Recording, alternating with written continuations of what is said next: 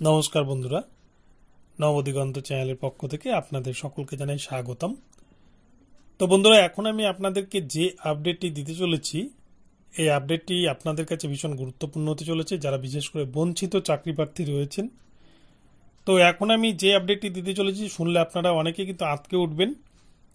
School service কমিশনের নিয়োগ দুর্নীতি কাণ্ডে সব থেকে বড় খবর, 17,000 পাতার নথি সহ চার্জশিট জমা দিল ইডি।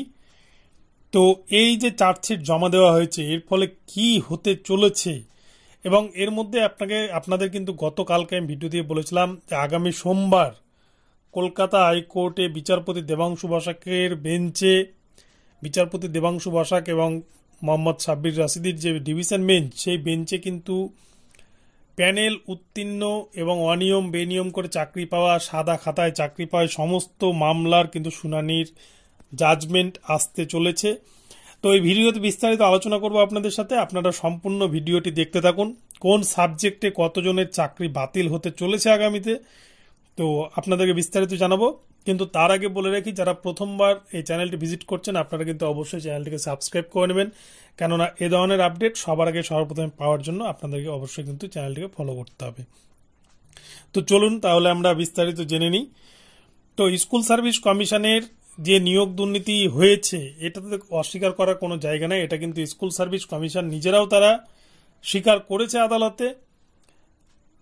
আমরা প্রাক্তন বিচারপতি অভিজিৎ গঙ্গোপাধ্যায়ের নির্দেশ দেখেছিলাম যে প্রায় 4,500 ক্যান্ডিডেটের চাকরি বাতিল করেছিলেন উনি, যেটা মূলত সাদা খাতা বা সাদা ওএমআর এ চাকরি পাওয়া candidate, group C, group D, নবম দশম একাদশ দ্বাদশের, যেগুলো কিন্তু 2016 সালে নিয়োগ হয়েছিল। 23,000 যে শিক্ষক অশিক্ষক নিয়োগ করেছিল রাজ্য সরকার, সেইখান থেকে কিন্তু 4,500 চাকরি বাতিল করেছিল কলকাতা হাইকোর্ট। সেই রায়কে চ্যালেঞ্জ জানিয়ে তারা ডিভিশনে যায় এবং শেষ পর্যন্ত সুপ্রিম কোর্টে যায়। সুপ্রিম কোর্ট থেকে মামলাটি আবার ডিভিশন বেঞ্চে পাঠিয়ে দেওয়া হয় একটি বিশেষ বেঞ্চ গঠন করে, এবং 6 মাসের মধ্যেই সেই মামলা দ্রুত নিষ্পত্তি করার নির্দেশ দেয় সুপ্রিম কোর্ট। এবং সেই মামলারই কিন্তু আগামী সোমবারে ফাইনাল জাজমেন্ট আসতে চলেছে, যার কিন্তু শুনানি প্রক্রিয়া শেষ হয়ে গিয়েছে। শুধুমাত্র জাজমেন্ট বা অর্ডার রিজার্ভ রাখা হয়েছে, অর্ডারটা পাবলিশড হওয়ার পালা। তো আগামী সোমবারের দিন ভয়ঙ্কর দিন আসতে চলেছে। তো এখানটায় একটা বিষয় বলে রাখি, ইডির চার্জশিটে যেটুকুটা উঠে এসছে, একাদশ দ্বাদশে অযোগ্য প্রার্থী রয়েছে 1120 জন, নবম দশমের অযোগ্য প্রার্থী রয়েছে 946 জন। এরকম কিন্তু 17,000 নথি সহ চার্জশিটে বিস্ফোরক তথ্য মিলেছে ইডির। তো আপনাদেরকে বিস্তারিত জানাবো আর একটু, যে স্কুল সার্ভিস কমিশনের বড় সড়ো একটা দুর্নীতি কিন্তু খবর আবারও উঠে এসছে। এর আগে সিবিআই আধিকারিকরা তারা কিন্তু সমস্ত নথি জমা করেছিল আদালতে, এবারে কিন্তু ইডি জমা দিল, ইডি আধিকারিকরা। এসএসসি নবম দশম থেকে একাদশ দ্বাদশ, গ্রুপ সি, ডি, এইগুলোতে যে নিয়োগ হয়েছিল তাতেই কিন্তু বড় সড়ো একটা দুর্নীতির ছবি ধরা পড়ে উঠছে। বৃহস্পতিবার ইডির বিশেষ আদালতে এই চার্জশিট জমা দিয়েছে ইডিআর। 300 পাতার মূল চার্জশিটে মোট অভিযুক্তের সংখ্যা 100 জনের বেশি বলে কিন্তু এখানে দেখানো হয়েছে। এই তালিকায় রয়েছে শান্তি প্রসাদ সিনহা, যিনি এসএসসির প্রাক্তন উপদেষ্টা, এবং প্রসন্ন রায় সহ আরও 18 জন হেভিওয়েট লোকের নাম কিন্তু রয়েছে, এবং তার সাথে 90টি সংস্থার নাম রয়েছে যারা কিন্তু দুর্নীতির সাথে জড়িত। স্কুল সার্ভিস কমিশনে যে দুর্নীতি হয়েছিল তার সাথে জড়িত। ইডি মনে করছে এই মামলায় একাদশ দ্বাদশে অযোগ্য প্রার্থীদের সংখ্যা কিন্তু 1120 জনের মতো, নবম দশমে প্রায় 946 জনের মতো। তবে সংখ্যাগুলো কিন্তু আরও বাড়বে। এই মামলায় একাধিক মিডলম্যান জড়িত রয়েছে বলেও দাবি করেছে ইডি তাদের চার্জশিটে। মূল চার্জশিটের পাশাপাশি মোট 17,000 পাতারও বেশি পাতার নথি আদালতে জমা দিয়েছে ইডির তরফ থেকে। প্রসঙ্গত উল্লেখ্য, নবম দশমের শিক্ষক নিয়োগ দুর্নীতির অভিযোগে 2022 সালে 10ই আগস্ট এসএসসির উপদেষ্টা কমিটির প্রাক্তন প্রধান শান্তিপ্রসাদ সিনহাকে গ্রেপ্তার করে সিবিআই, এবং নিয়োগ সংক্রান্ত যে উপদেষ্টা কমিটি তৈরি করেছিলেন তৎকালীন শিক্ষামন্ত্রী পার্থ চট্টোপাধ্যায়, তার চেয়ারম্যান পদে বসানো হয়েছিল শান্তিপ্রসাদ সিনহাকে। ফলে দুজনেই কিন্তু এখন বর্তমানে জেলে রয়েছেন, দুজনেই জেলে ভালোই দিন কাটাচ্ছেন। তো সমস্ত দুর্নীতির খবর কিন্তু আগামী সোমবারে প্রকাশিত হতে চলেছে। তো আগামী সোমবারে যেমন মূল বিষয় হচ্ছে সাদা খাতায় চাকরি পাওয়া, এটা তো একটা বিষয় ছিলই, যে বিষয় নিয়েই কিন্তু সিবিআইকে ইনক্লুড করা হয়েছিল এই মামলাতে, এবং যে বিষয়টি কিন্তু সুপ্রিম কোর্ট থেকে ফেরত পাঠানো হয়েছিল।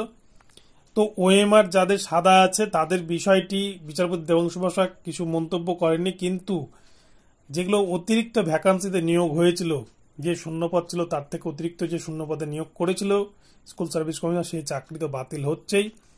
তার সাথে সাথে এক্সপায়ার্ড প্যানেল থেকে, অর্থাৎ যে কোনো প্যানেল যখন চাকরির প্যানেল পাবলিশ করা হয়, সেই পাবলিশডের ভ্যালিডিটি কিন্তু থাকে 1 বছর। যে ডেটে পাবলিশ করায় সেই ডেট থেকে 1 বছর ভ্যালিডিটি থাকে। কিন্তু দেখা গিয়েছে স্কুল সার্ভিস কমিশনের ক্ষেত্রে এক্সপায়ার্ড হয়ে যাওয়া প্যানেল বা 1 বছর অতিক্রান্ত হয়ে যাওয়া প্যানেল থেকে অনেক ক্যান্ডিডেটকে কিন্তু স্কুল সার্ভিস কমিশন নিয়োগ করেছে অনিয়ম বেনিয়ম করে। স্কুল সার্ভিস কমিশন তারা নিজেরা কিন্তু হলফনামা দিয়ে কোর্টে জানিয়েছিল 8,611 জনকে তারা দুর্নীতি করে নিয়োগ দিয়েছে। ফলে কতজনের চাকরি বাতিল হবে আগামীতে বা হতে চলেছে তা কিন্তু কোর্টের বিচারপতির যে বিচার ব্যবস্থা, কলকাতা হাইকোর্টের যে বিচার ব্যবস্থা, সেই বিচার ব্যবস্থায় ঠিক করবে। তো আগামী সোমবার দিনটি ভীষণ গুরুত্বপূর্ণ হতে চলেছে। শুধু ইন সার্ভিস নয়, ইন সার্ভিস যারা রয়েছেন, যারা সৎভাবে চাকরি পেয়েছেন নিজের যোগ্যতায়, তাদের এই প্যানেলে কোনো ভয় নেই, এটুকুটা শিওর। কিন্তু যারা দুর্নীতি করে চাকরি পেয়েছে না, শুধু দুর্নীতি করেই নয়, যাদের দুর্নীতি প্রমাণ হয়ে গেছে, যেটি সকলের সামনে চলে এসেছে, সিবিআই এর চার্জশিটে যাদের নাম রয়েছে, স্কুল সার্ভিস কমিশন যে চার্জশিট জমা দিয়েছিল তাদের সেই হলফনামাতেও যাদের নাম রয়েছে, তাদের চাকরি কিন্তু হয়তো এবারে থাকছে না আগামী সোমবারে, এরকমই কিন্তু নির্দেশ আসতে চলেছে কলকাতা হাইকোর্টের পক্ষ থেকে। তো আগামী সোমবারের দিনটি শুধু ইন সার্ভিস টিচারদের জন্যই নয়, যারা বঞ্চিত ক্যান্ডিডেট, যারা দীর্ঘদিন ধরে কলকাতার রাজপথে বসে আন্দোলন করছেন, তাদের জন্যও কিন্তু ভীষণ গুরুত্বপূর্ণ হতে চলেছে। কেননা যদি 8,000 মতো ক্যান্ডিডেটের চাকরি যায়, তাহলে কিন্তু যতজন ওয়েটিংয়ে ছিলেন বা যতজন আন্দোলন করছেন, কেউ কিন্তু বসে থাকবেন না বা পড়ে থাকবেন না। প্রত্যেক ক্যান্ডিডেটেরই কিন্তু চাকরি হয়ে যাবে, যারা যারা বঞ্চিত হয়েছিলেন সেই সময়। তো দেখা যাক আগামীতে সোমবারের দিনটি কি হয়। সোমবার দিনটি ভীষণ গুরুত্বপূর্ণ হতে চলেছে চাকরি প্রার্থী এবং চাকরিরত in service teaching non teaching সকলের জন্যই। তো বন্ধুরা, এখন আপডেটটি এখানেই রইল। আপনাদের আপডেটটি কেমন লাগলো অবশ্যই কমেন্ট বক্সে জানাবেন, আর ভিডিওটি ভালো লাগলে চ্যানেলটিকে সাবস্ক্রাইব করে দেবেন। ধন্যবাদ সকলকে। পরবর্তীতে আবারও নতুন আপডেট নিয়ে আসবো। সকলে ভালো থাকবেন এবং আপনাদেরকে জানাই অসংখ্য অসংখ্য ধন্যবাদ।